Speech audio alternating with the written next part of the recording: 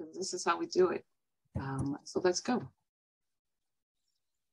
Stephen, I think that's all I have to say. The floor is yours now, sir. Well, let's get into it, ladies and gentlemen. Welcome. I was invited to speak a little bit about myself, and that's what I intend on doing. So there are a few slides which will get us to where we need to go throughout the course of this. If you have any questions, by all means, feel free to stop and share what's on your mind and your heart, and we'll just make it happen. So Dot, you can go ahead and start this through my looking glass. Jumping through the hoops of life, I worship Christ. Before I begin to sin, I think about things twice, like, how can this be any different? Been at this point before, somehow there seems to be something missing. There's a silver lining in every story. Listening to fairy tales too many times, it really begins to bore me. Words used today mysteriously grow wings and then they learn to fly away.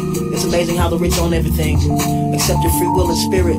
Cup runneth over, now it's time to fill in the missing parts. Wicked hearts light a spark, the world's ablaze. Take time and turn the page. Walking through the darkness is like driving in the haze.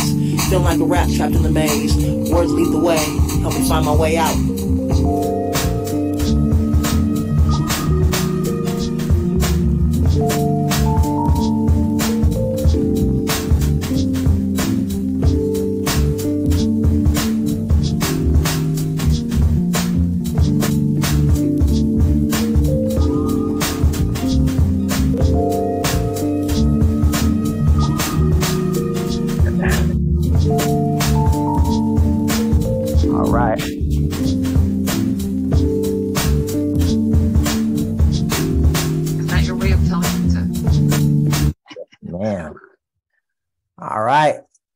So most people say, like, hi, Stephen Mayu Jr.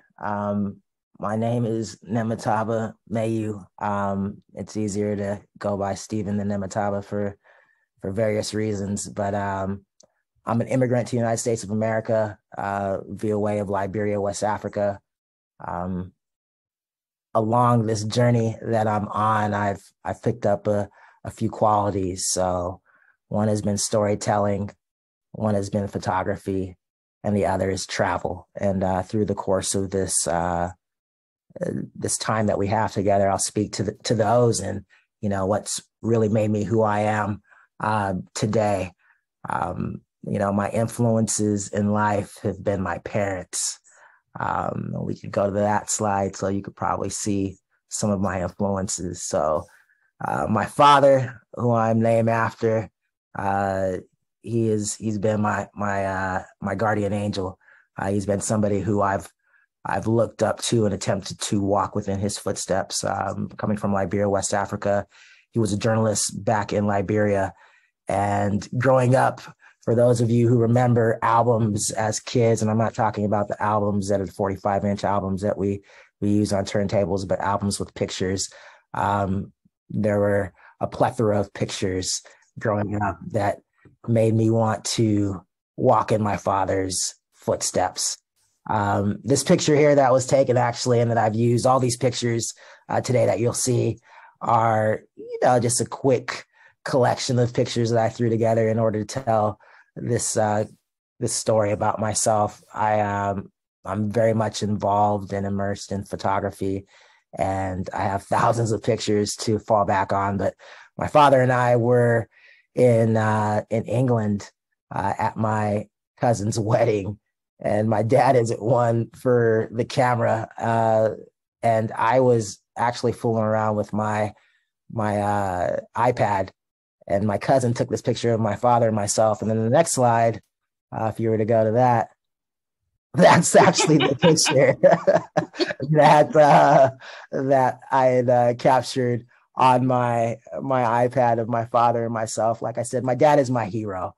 When I get more into this story, you'll understand why. But through those albums, through those stories, the foundation of life was formed at a very young age. My father and mother fought hard for my brother, sister, and myself to be where we are today.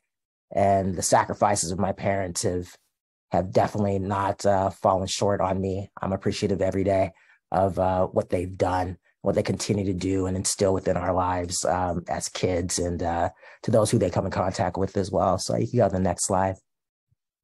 So my favorite person is my mom. So my mother, as you could see her smile there, she's my angel. And I like to think that I'm her angel as well. It's humbling to be raised by people who truly understand what love is.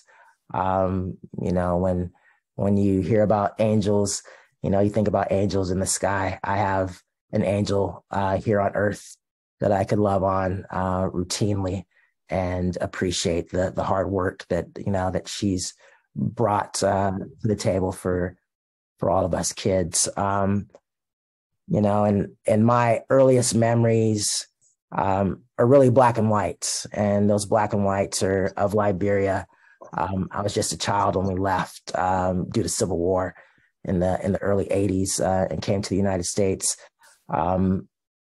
Those moments etched in my mind birthed other thoughts later on in life, and we talk about our memories pulling from a cabinet of sort, right? And we're sorting these memories, chronological order, however it is that you go back and you find these memories. My memories at times are definitely black and white memories. Liberia is a black and white memory. But in that, there are stories that have been compiled by my parents because I was young when we came, and certain things that I remember as a child as well, which have, continued me down this road that I'm on. You go to the next slide.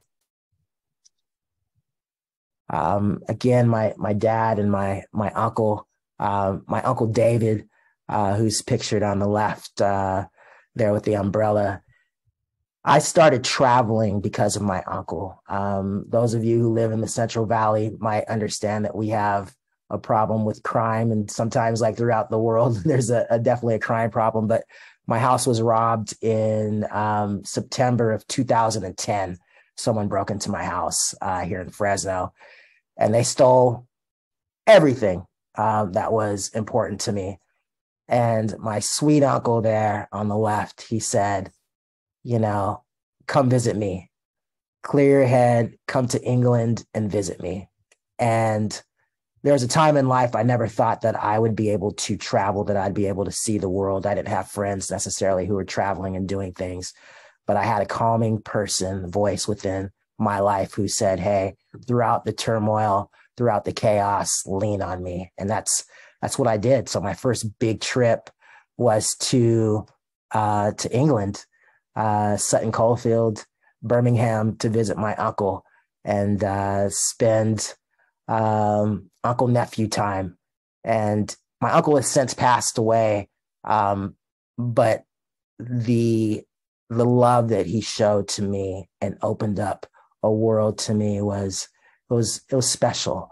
And I speak and think of him often, and say to you, just like I say to him, thank you. So we can go to the next slide.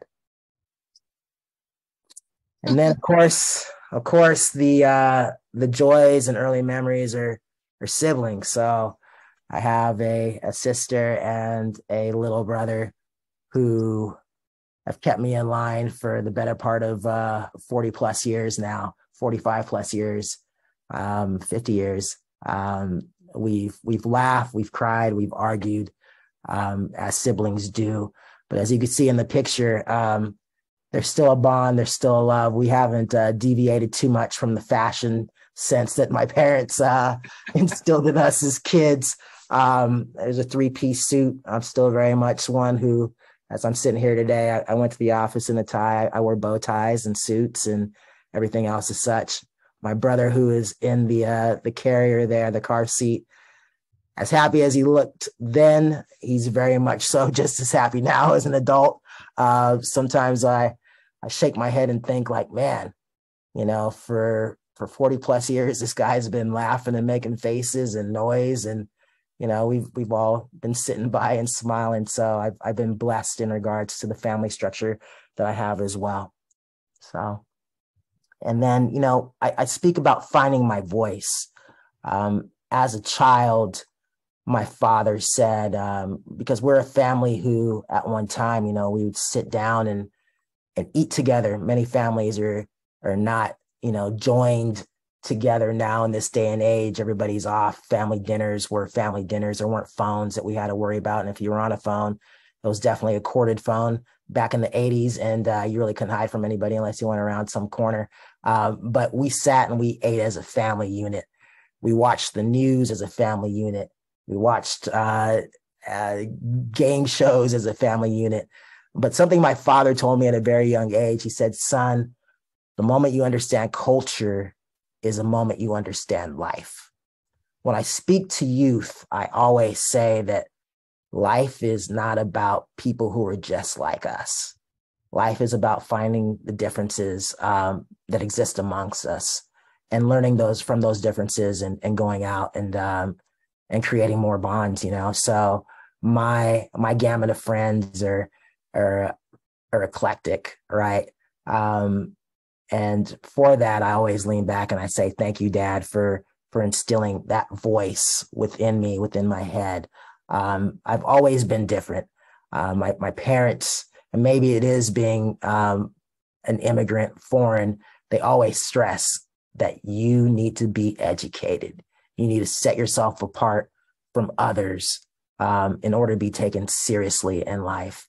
And I've held on to that, and when it comes to the friendships I have, the things that I'm involved in, they're all very serious and meaningful. And at a very young age, I learned the power of voice and having a voice. And I've been thankful for that. You can go to the next slide. What are my earliest memories? This picture here, and I told you that memories are black and white. I shoot a lot of travel photography, and I say a lot. I have a friend who's actually here in the group, Brianna Hurd. She's an accomplished everything in life, but number one is a photographer. We've been friends for over a decade, and something that I've always looked at when it comes to photography is, am I able to tell a story? The story within this here, the picture within this is one of my good friends, closest friends. This is his daughter. And at the time we took the picture, around her neck is actually a camera, and she was attempting to imitate what Uncle Thief, it was always Uncle Thief. It was never Uncle Steve. It was Uncle Thief, what Uncle Thief did. And I think as we're in the room now, like, what are our earliest memories that shape us?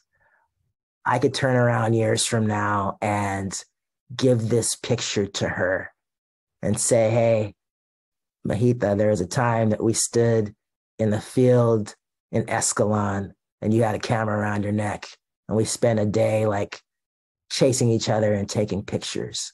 As an adult, I think back now to the times to where I was always just a kid. There weren't other adults who took the time per se to put their arms around my shoulder and say like, hey, you could accomplish anything you want.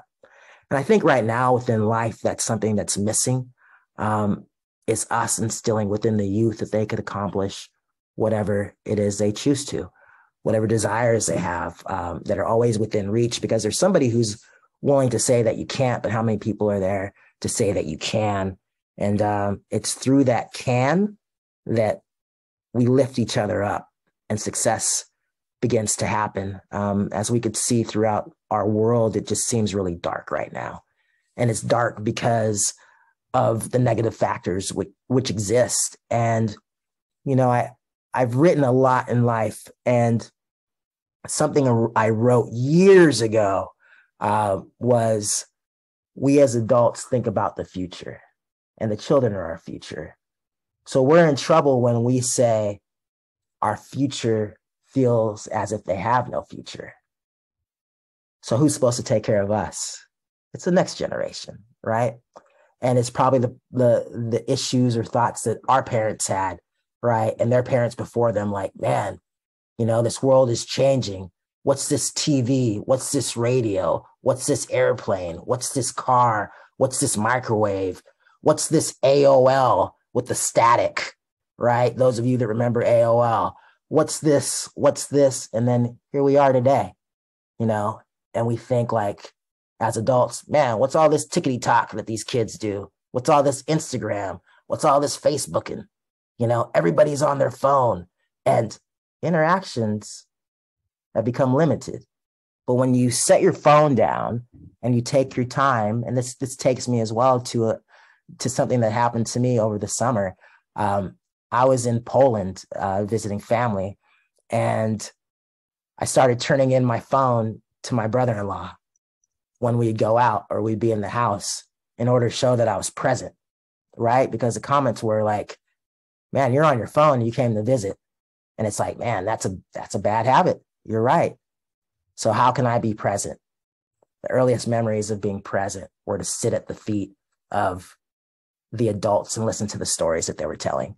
And I think that when we start getting back to that as adults, with our kids, with the Ninos and the kids, like we'll be able to unlock their future, right?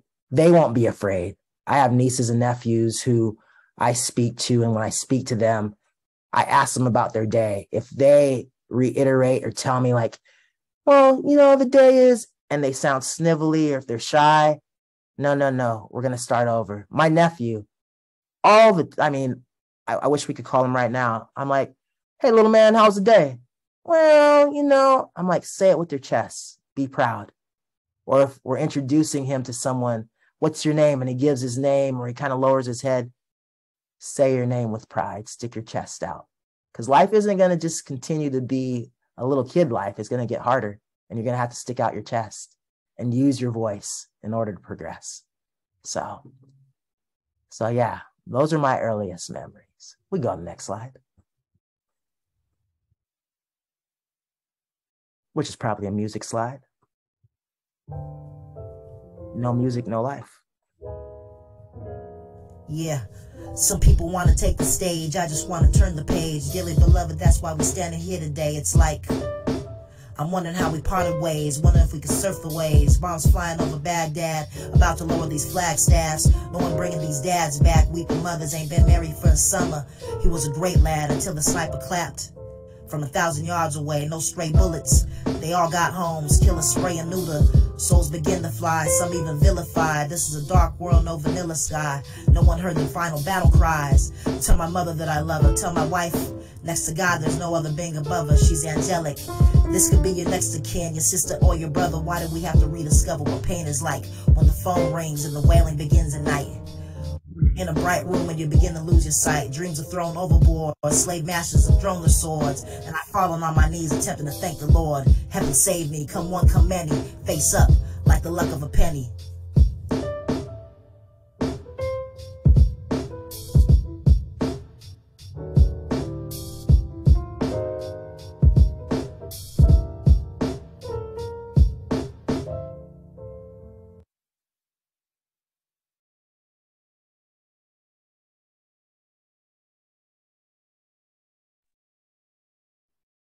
Yeah, we go on the next slide.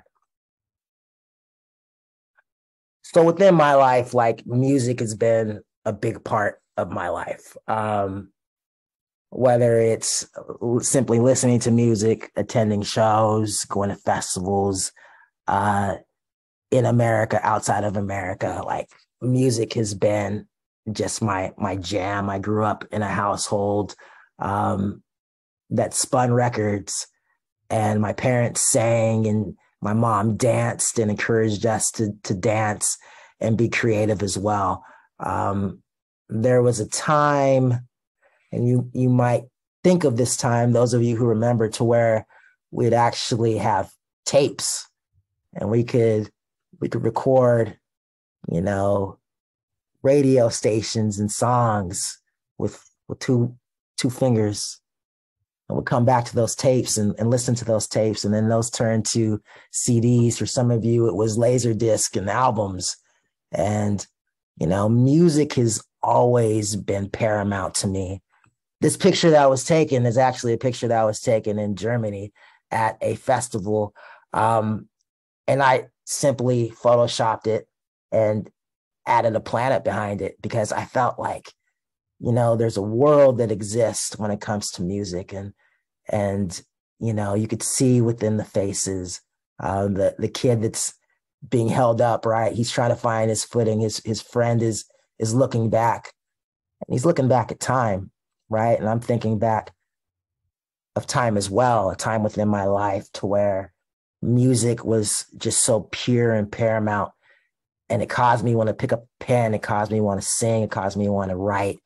It caused me just to want to be free. Within this group as well, this setting, I'm going to call out somebody. It's funny how life works. I've been involved in festivals. At least I was while festivals. These festivals were taking place for some time in California. My friends and I threw a major festival in Fresno, California, during my time there as well, for a course of 7 years. We brought various artists. The artist in particular that's even in here right now, Raka from Dilated Peoples, he's sitting in here right now. Raka went from being somebody who I looked up to as a musician to approaching him and then becoming a friend. You align yourself with people who you feel are doing good work. Never to be a fanboy or fangirl within a situation and just lose your mind when you see an artist, but just to say thank you, right? So as I sit in here, and I hope you could hear me saying to you, thank you for being who you are, through your breadth of work, through your energy, through your life. Like you have, I call myself his little brother. You have a little brother who has attempted to walk within your footsteps as well. I'm not a rapper. I'm a writer. You've heard a couple tracks that I've been a part of, just for this in essence, but I've written for some other people. I've written for myself. I've done so quietly, but it's just that prodding, like, hey, you have a voice, right? We can go to the next slide.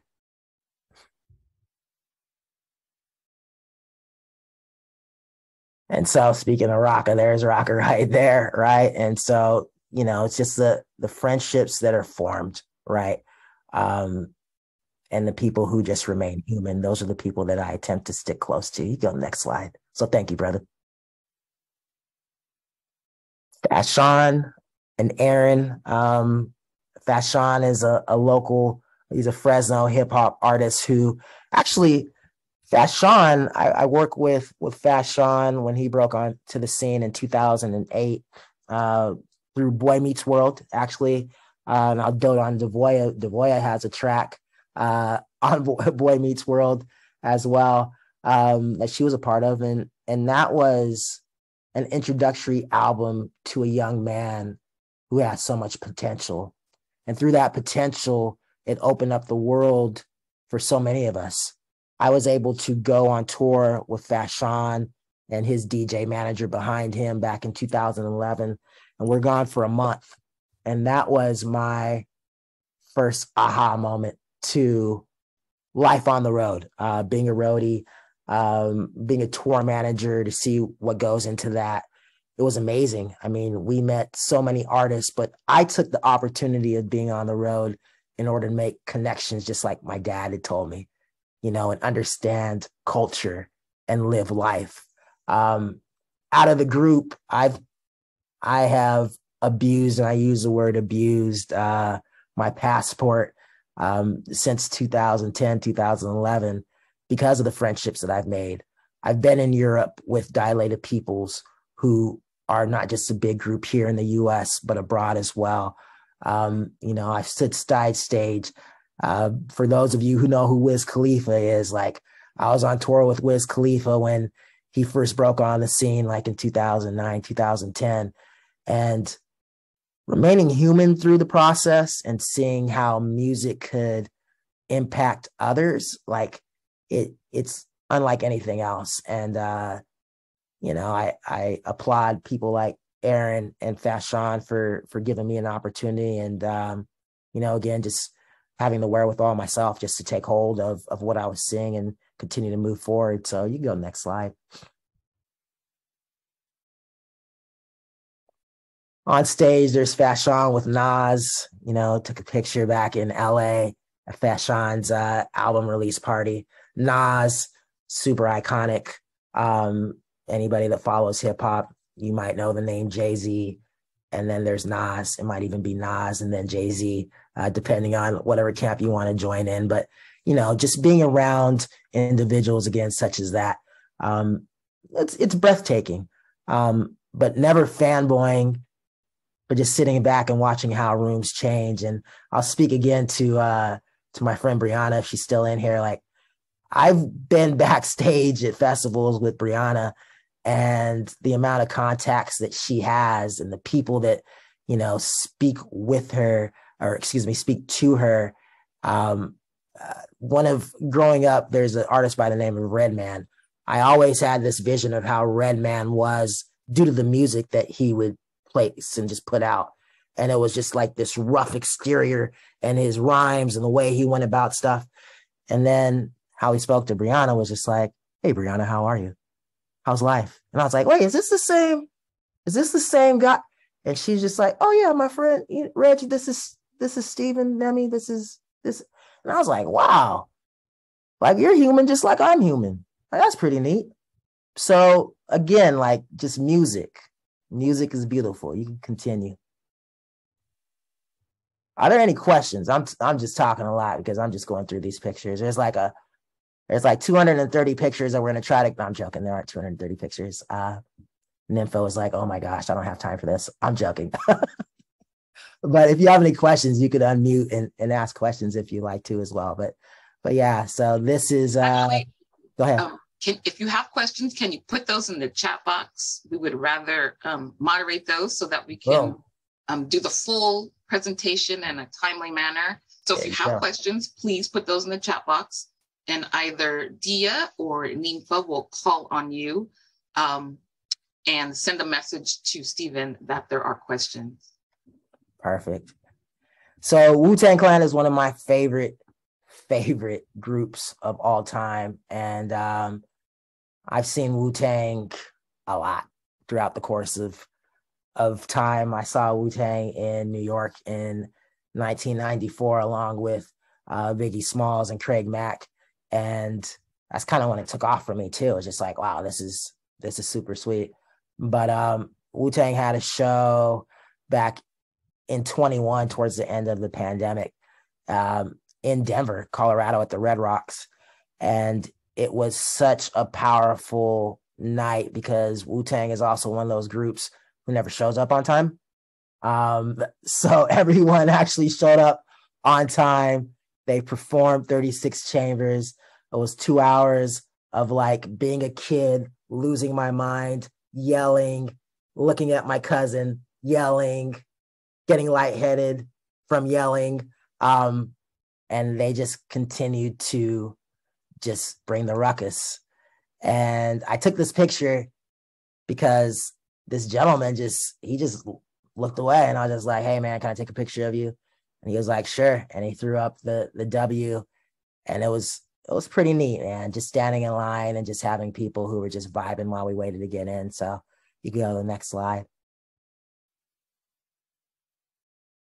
Please. I'm not saying please. There is a please in there. I apologize. There is a please in there. I wasn't hesitating because of that. I just couldn't find the. No, I'm just saying you can go next slide. And I'm not saying, can you please go to the next slide? The gentleman with his hand to his mouth and ear. It's interesting because he was actually shooting the doc work for the Wu-Tang show. And he was going through the crowd and asking people how long they've been Wu-Tang fans, what their favorite tracks are, why. And when you're put on the spot, like people are placed on the spot, it's just like, "Oh yeah, I'm a fan because of this." And he'd say like, "Well, can you give us any lyrics?" And people would kind of stammer and be like, "Now we're on the spot because those cameramen are recording, right? But the young man with the beard to the left of him and the kid who has his back to us as well, the kid, you know, he got the chance and he got nervous. And I was standing there with my cousin and I told him, I said, don't be nervous, man. If you're able to say you're a fan and you're able to produce a track, like, you know, pull out a track that you like, nobody's saying you have to rap it. Just use your voice. And his eyes kind of lit up and we got to talking. And those two young men actually were from Fresno, as ironic as that is. And they're all the way in Colorado. So we're like, wait, what in the world from Fresno? One went to Central High School, the little guy. He went to an elementary school that my godson goes to as well. And it was just like, wow, it comes full circle sometimes and you never know who you're going to meet. What's neat as well is the gentleman there in the glasses. He's Liberian. And when it came to me, because my cousin nudged me and said, and pointed, and it was just like, yeah, he's a Wu-Tang fan. And I was just like, here we go. They asked me like, well, you know, how long have you been a Wu-Tang fan? I gave him the answer, gave him the track that I like the most, right? And then I looked at him, I was like, I have a question for you. And he was like, yeah. I said, are you African? And I already knew the answer because every African knows another African. And he was like, yeah, I'm African. And I said, well, yeah, I know that, but where in Africa? And he was like, I'm from, and he kind of paused. I was like, are you Liberian? He said, yeah, I'm Liberian. I was like, you look like a Gio, man. And he was like, I am Gio. And so we shook hands and said hello. And, you know, it was a bawa. Come on. Right, Auntie? I'm okay with that, right? So I threw a little bit of our language in there just to say hello. And it was just it was a feel-good moment. And I might be on some video somewhere, but I'd only know if it comes to fruition and it's put online. So you can go to the next slide, please. Everybody knows Macklemore. If you thrift shop, there was Macklemore. I got a chance to meet Macklemore in Oakland whilst working at a festival, and really neat guy.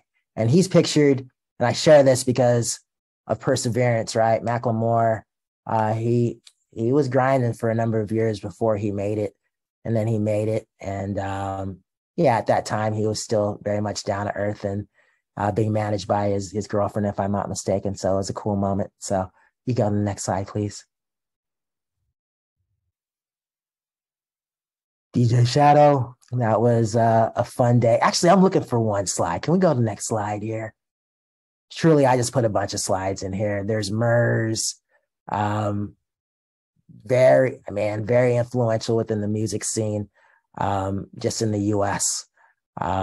Really, really a down-to-earth guy and understands how things operate. And again, you know, somebody that I hold near and dear to me, and very good guy. So next slide, please. Actually, would you mind explaining the orange jumpsuit? That might be of note to folks rather than. Oh, you know, I know. Yeah, he wasn't in prison. He just, I mean. No, I know that, but I'm suggesting maybe to. Oh yeah, actually, I don't know why he was wearing that day. I have a jumpsuit. It's probably part of the merch, so I know that I have several jumpsuits as well.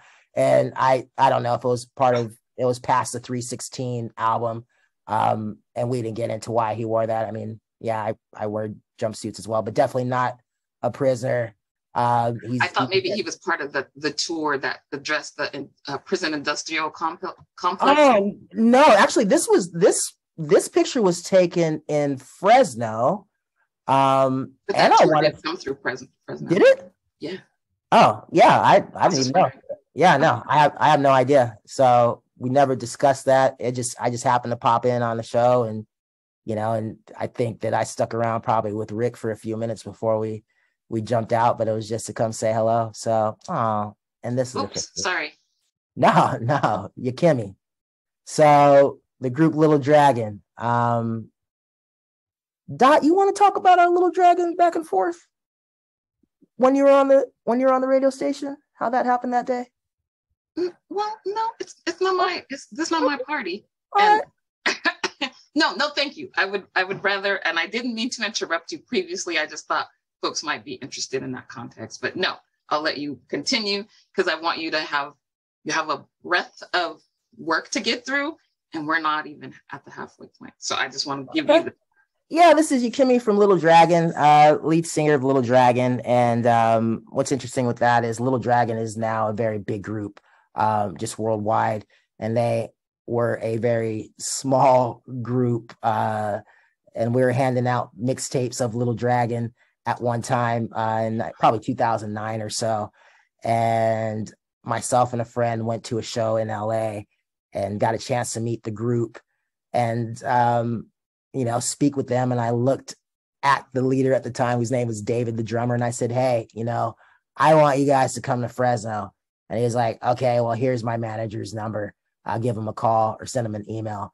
Well, this guy was in Belgium, so I sent him an email and I said, hey, what does it cost to book Little Dragon? And he gave me a cost and I was like, done. So we raised money and sold tickets, and Little Dragon came to Fresno 2 times, and it was amazing. And I got a picture with Yukimi, who is, she's just, their music is just breathtaking. So yeah, you could continue. Well stated.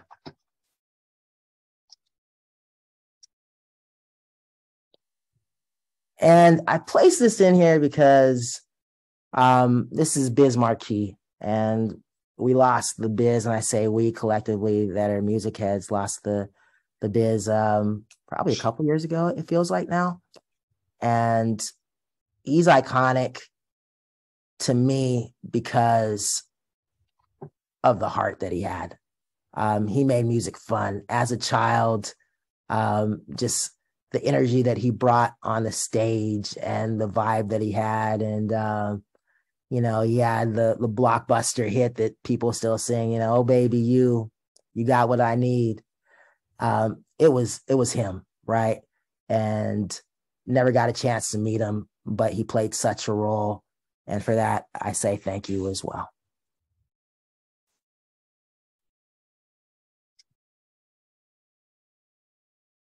And then we get into my voice again. So this picture was actually taken at a summer camp. And I was speaking to a group of kids just about life. And it's no different than I'm speaking with you here today. I've had the opportunity of finding my voice as an adult, right? And using that voice to influence. When I stand in front of kids, and they see me as definitely being one of them, not at the point to where I could actually be their father, right? Or parent. And it blows their mind when I give them my age. And they're like, wait, what? My parents are younger than you and they don't dress like you.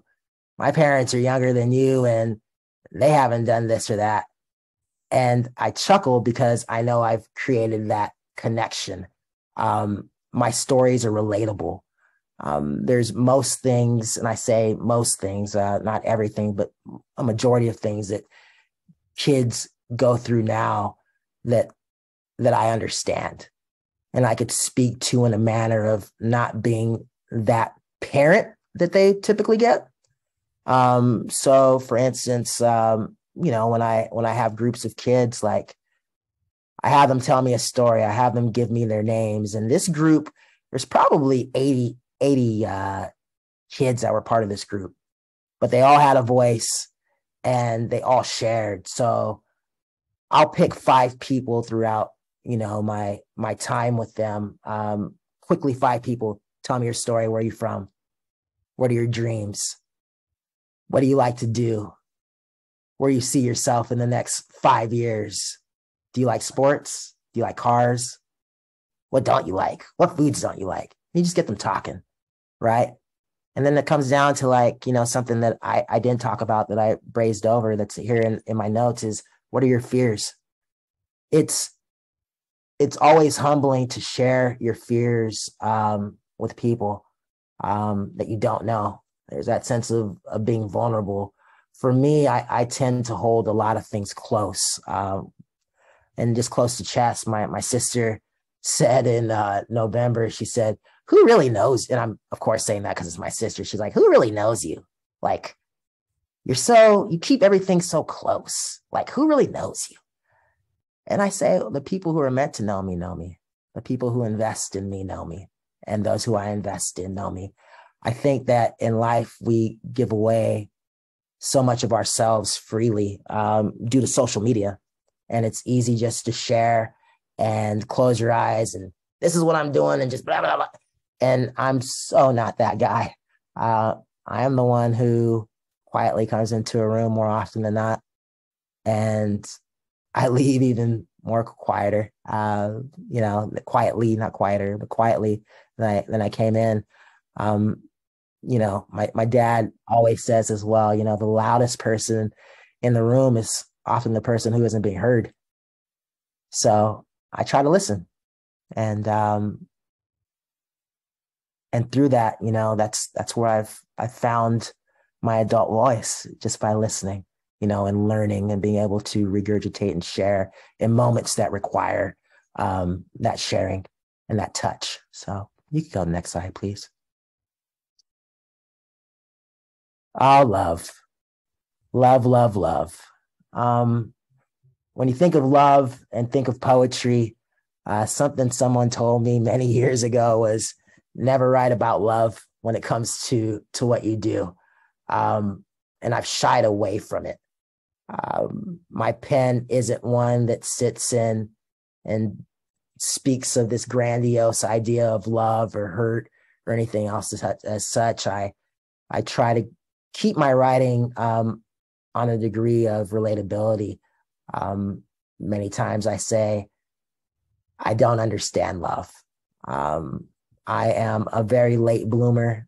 There are people here within this room who I've had conversations with throughout the years, and I'm trying to understand myself, let alone what love is. So the bear kind of signifies me. I'm kind of sideways, right, on a road, not to get run over, of course, because that would be not good. But I'm holding love, only to stand and walk correctly at some point. So you could go to the next slide, please. And friendships. So these are friendships that I've had since I was a kid. So this is my friend Erica, who's standing in the middle of the street. She was safe. We were downtown. But I had to throw her in this slide just in case that she came on and was part of the group and saw all the other friends and she wasn't in there. So she's the first friend to pop up. But you go to the next slide. And her husband, Ryan, who isn't pictured. Childhood friends, right? So my friend David, we've been friends for over 30 years. And his kids have grown up. And, again, like in life, they call me Tio. It's not when I show up, it's Tio Steve, Tio Nemi, and to watch the growth of a family. And it's just a beautiful thing. I'm a photographer as well. As I said, we did portraits, and he said, "Hey man, I want you to be in our family portrait because you're a part of the family." So this is a picture we took, and it's hanging in his house. And he's one of my closer friends. So yeah, we go on the next slide, please.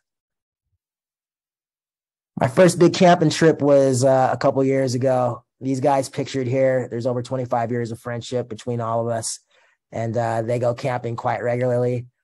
I'm not a camper. I'm a glamper. I'd rather be in a hotel and comfortable.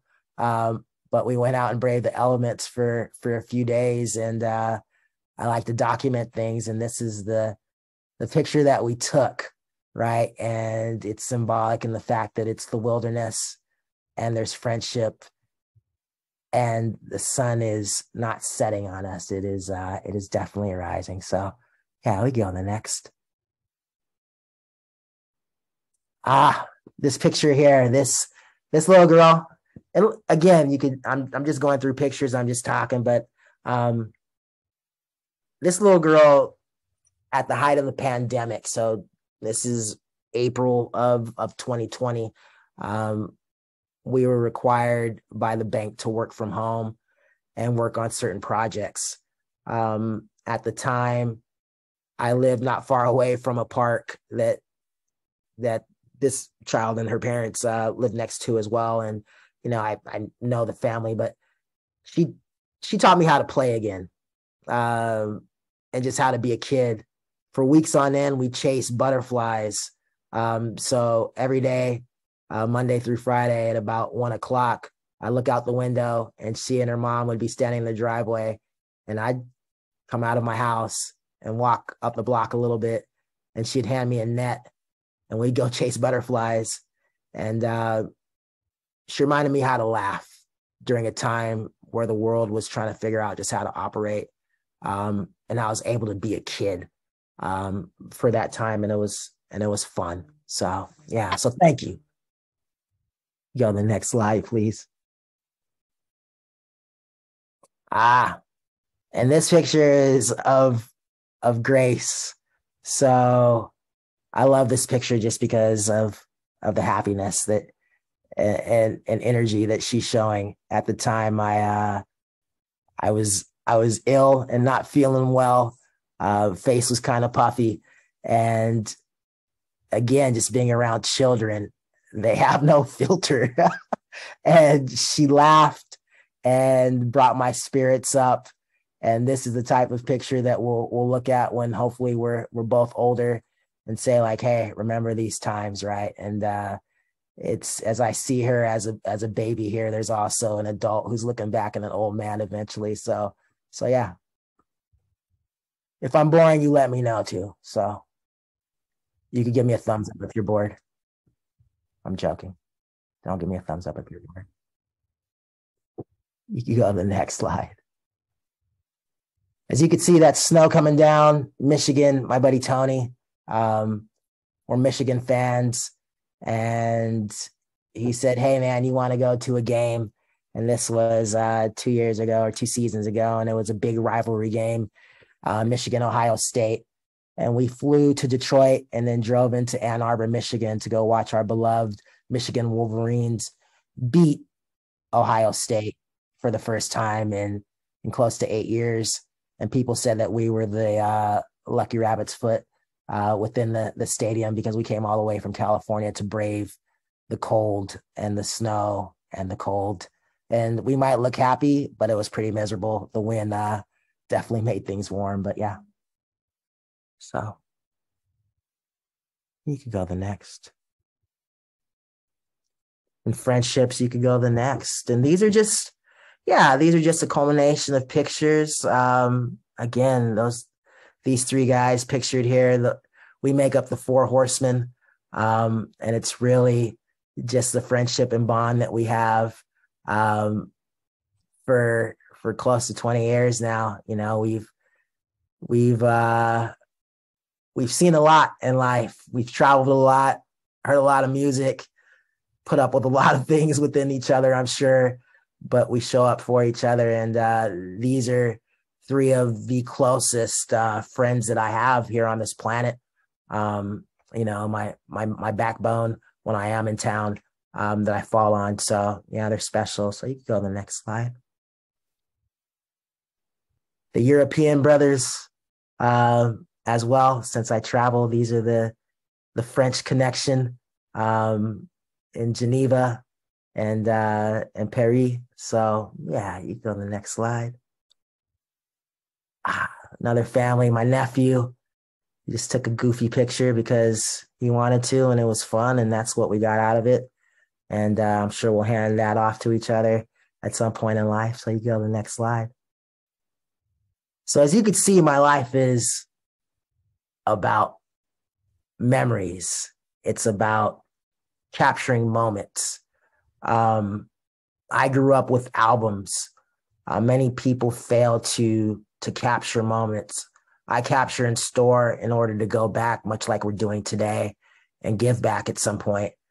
These kids are now older, and when they're even older, like in their 20s and 30s, if they're blessed with life, right? If I'm blessed with more time, like I could give back and give these pictures and say, hey, here's a time when we were all kids and this is how we interacted with each other. So their mother is like a little sister of mine. I remember when she was born, and now she has kids, and now they look at me and they call me uncle, and there's something special in that too. So, and the way they hold me, yeah, it's just fun. It's just fun watching it all happen and being a part of it. So you can go to the next.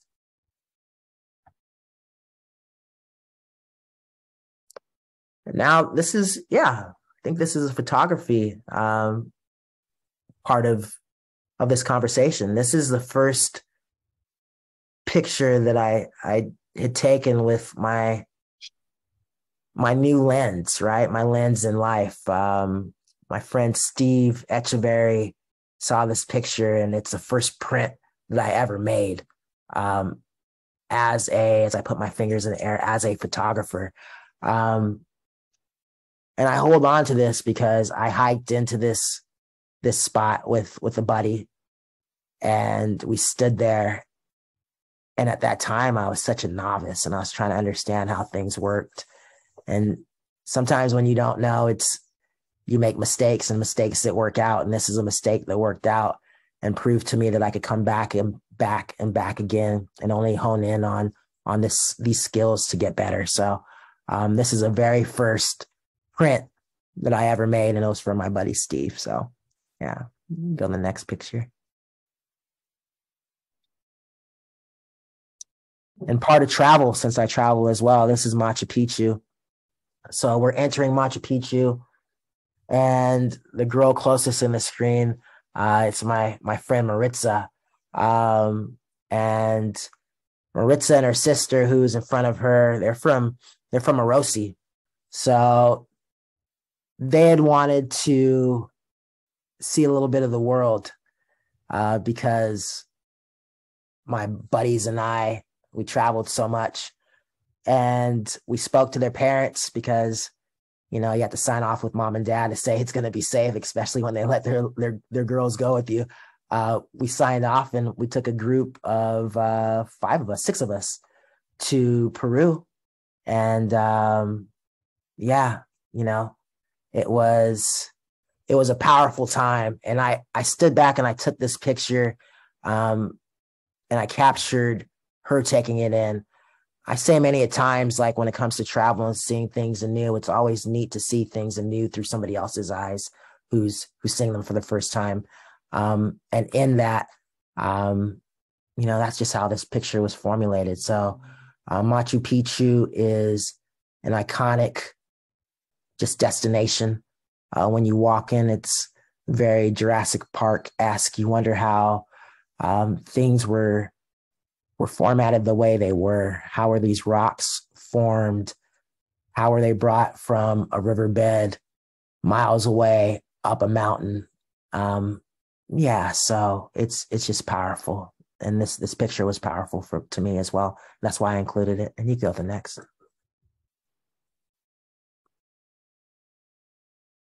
There you go. Yeah, this picture was taken of little man. Again, the camera allows you to do so much. I was up north in Sacramento and on a business trip, and I just eaten dinner, and I walked out of a restaurant, and this little guy, he's actually wearing a bow tie, and he just looks so dapper. I mean, the cuffs of his sleeve, the bow tie, it just caused me to pause. And I asked his mom, I said, "Hey, do you think he would be up for a picture? And I'll turn around and give those pictures to you if I could get your email." I was like, I know it's strange, but I showed her my blog and what I did. She's like, "Yeah, you can go ahead and try." And try is what we did. And he stood there like a big boy, and I fired away. And my coworkers looked at me and they said, "Man, you're blessed with the gift." And and it's the ability to be relatable. It's the ability to be safe. And in that moment, I got down and I found a safe spot and took a very beautiful portrait of little man. So yeah, you can go to the next one, please. Are there any questions in the chat? I can't see that, so I'll ask Nipa to check for us. Okay, no worries. Yeah, and this was actually in Innsbruck, Austria. Just, again, an iconic picture just outside of a hotel, and the mountain peaks behind, and me standing in the street thinking, like, here I am, a foreigner from one country, living in another country, in a city where not too many people travel like the way that I attempt to travel, and just capture memories such as this. So you go to the next slide.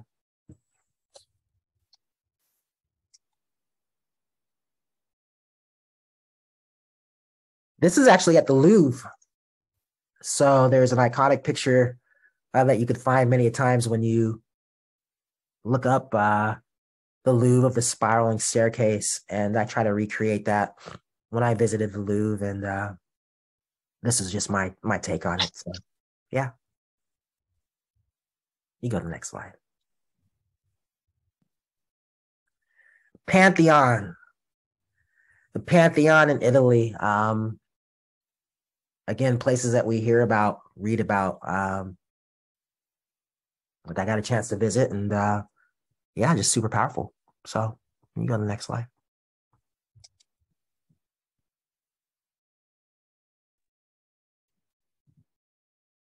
Yeah, this is a trip to Chicago this summer, my first visit, and I just looked out and thought, like, man, where are we all going? And I was above on a walk bridge, and I snapped the picture in the thoughts of, like, where are we going? What are we doing? We're going and coming, but how many people are pausing and taking it all in? So that's what that is. So you go to the next slide. And here I'll just talk about friendships. Again, as an adult, I've had friends, as we all have, who've come and gone. The ones who remain, the ones who open up the world to us, those are the special ones. They teach us that we can. They teach us how we shouldn't be afraid of certain things. This is my buddy Brandon and his family. His stepson, who's in front of them, he has on a panda headgear and flip-flops, and we're on our way to a Giants game. And if you knew Brandon, you would understand that he's just a character, and his character is rubbed off on little man. And there's just something so powerful to me, just in the love that they all show each other, and then show towards me as well. Something about me is I really don't like driving. I'm sure there's probably those of you that are in the crowd who could say the same thing. Like, yeah, I don't like driving. Like, I wouldn't go a lot of places if it was just left up to me having to drive. But I have friends who are like, come on, get in the car, let's go. I could drive to work, and that's fine. I could drive around town. I could drive to the golf course or the supermarket or to dinner. That's fine. But long trips, not so much. But friends who are like, I want you to see this too, and bring your camera. That's what it's turned into. It's turned into, bring your camera. Let's find a story for you. And this was just a special moment that, they had no clue what I was doing. But I took the picture and I shared with them, and he was like, yeah, that's rad. And that's us, and that made me feel good.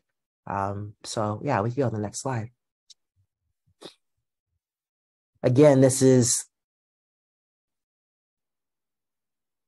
Chicago, and I'm shooting through a doorway. I'm shooting from outside, inside, back outside as a viewpoint. And many a times I feel in life as though, like, I'm kind of stuck inside of a room. And it's a room such as this. There's lights there, but I have to walk through the doors. And I have certain fears and anxieties that exist that I have to fight through daily just to be okay. And photography reminds me that, and pictures like this remind me that, like, everything is just on the other side of the store. You just have to get there. And I took this picture just as a sense of remembrance, like, hey, you know, everything will be all right. Like, you'll escape this seeming darkness, right? To make it out into the world. You just have to put one foot in front of another. And yeah, that's what I aim to do. So that's why I took that picture.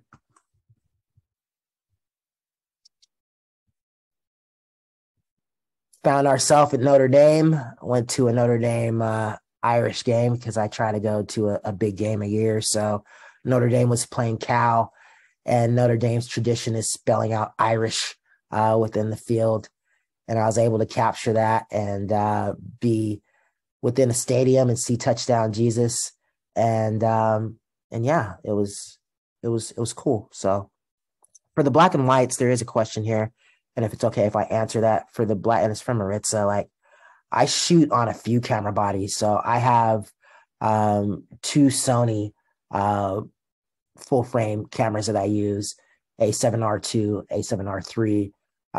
And I have a business partner who has pretty much every other Sony body in regards to that. And it's really just about lenses in regards to that. But I also have a Leica. All my black and whites are shot on a Leica Q2 that was gifted to me 2 years ago by some friends because they understood that this was my passion. And I also wasn't going to buy a $6,000 camera. So they gifted that to me, and they said, hey, follow your passion and do as much as you can with it. And don't stop shooting. So that's what I shoot with. And you go to the next slide. This picture here is powerful to me because it was shot at Auschwitz in Poland, the concentration camp. And it was shot this last summer. And we're on a guided tour of the concentration camp. And never in my life would I have thought that I would be on a tour in Poland, let alone like Auschwitz. And the group that I was with had walked off to some degree, and I saw this Jewish man who was walking by himself through the site and or through the camp, I should say, and it stood out to me. I thought, like, man, his grandparents, his aunts, uncles, who knows, could have definitely been a part of this. There's a wall towards the back of the picture that was actually the firing wall that they used at the campsite. And the picture, in my mind, is depicting him just walking through just freely walking through Auschwitz years after everything. But, you know, being a Jew at that campsite, very heavy. Not being a Jew at that campsite, very heavy as well, obviously. But just within that instance, it just stood out to me, and I had the wherewithal just to pause and just be conspicuous and fire away. So, yeah. So, and this was taken on a bus in Poland. It's my little sister. And at the time, you know, she was battling cancer, and I had visited Poland in order to see her and to add a little bit of energy and strength. And as she looked through the window, I fired away, and I thought, like, in my mind, the shot is, I wonder what she's looking at. I wonder what she's dreaming about. She's one of the strongest people I know. And the lights of the car, in essence, are life coming after us or coming towards us. And she was sitting securely. And yeah, that's just what I thought as I fired away. But definitely it was on a bus, and it was just a perfect moment. So, and yeah, we could just peel through these. And you know what? I'll take a chance here, and I'll pause with the pictures, actually, D. And I'll talk more. You know, I've had her go through these pictures, and initially when we're putting this together, I was putting it together. We had a brief conversation. She was like, "Hey, that's a lot of pictures," and I said, "Yeah, it's just really filler. I want people to understand and see just some of the things that I've captured." my life, like I said, it began, and my travel began due to a series of unfortunate events with my house being robbed. But something that I've told kids as well is, you know, in life, and I'll tell you adults, is we accumulate so much stuff. In life, we're always purchasing things. They're material items. We're spending time doing X, Y, and Z. And those things, they come and go. But what can't be taken from us are our memories that we make, right? I aim to make memories. The writing that I do, it's meant to resonate. It's meant to stir an emotion. I've written 2 books in the last like 3.5 years. I'm working on a 4th book right now, about my mom. And, you know, it's just being able to tell stories, that mean something to us. So, you know, within Letters to Floor, I'm going to read something quickly here, if I could find this here, if that's okay. How are we on time? So we're almost at the 4:15 mark. Okay. So would you like me to stop sharing? I wasn't. Yeah, let's stop sharing. Yeah, let's stop sharing those pictures. So yeah. Okay. And we could actually open it up. We could probably have like 15 minutes worth of questions or something. Yeah. What? Unless iPhone is shy. Oh, sorry, at work can't unmute. Got it. All right, let me read this first. Do you see the question? Because I could see the question on my side. I can see it now that I stopped sharing. But go right ahead, do your thing. All right, let's see here. Thank you for this. I felt like. And I'm gonna put a gallery view so that's. All right. So the question is, who would I put first on the East Coast scene, Jay-Z or Nas? And this will get some people rolling their eyes. I don't know. I want to just let you know that I'm certain quite a number of folks on this call don't know a vast majority of the folks you mentioned. Well, Josh Lee just chimed in and said Nas. So okay. Josh, I don't want to point anybody out, but I've had hip hop questions at work before. No, you're good. You're good.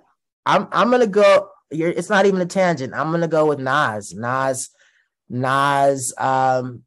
I almost crashed my parents' brand new Saturn in 1996, 97. They had just gotten a Saturn. I had just gotten my license. I was going down Bulldog Lane, windows down, bumping.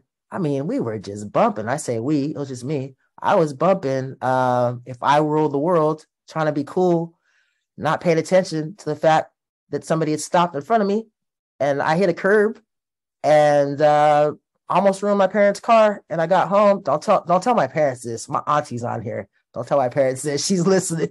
But I got to the casa and I told my parents, or my dad said, how was the drive? And I said it was great. And I handed my dad the keys to the car. And I'm pretty sure I walked for the next few weeks to and fro campus and then asked to drive. But Nas all day, every day for me. Jay is Jay. Yeah, so he's not a businessman. He's a businessman, but Nas for sure. Thank you, Alex. It was Alex. Actually, it's my Alex. I don't know why. All these years he's gonna ask that right now when I'm. Come on, man. He's at work working hard, so I get it. I know who it is now. He was trying to trick me. That's quite all right. I didn't mean to. He says he had to ask. Yeah, he's the same since they've already heard it. So thanks, Shelly. It means a lot. Thank you. You know, the very first thing I ever had written was Sunspot Stains. So Sunspot Stains, on the cover of Sunspot Stains, are my niece and nephew at my parents' house. They're blowing bubbles. And I wrote a bunch of things down within this book of just thoughts, just isms, right? One being this, like, it's interesting how people wear watches yet still lose track of time. Let's slow down a bit and remember that life is always fleeting.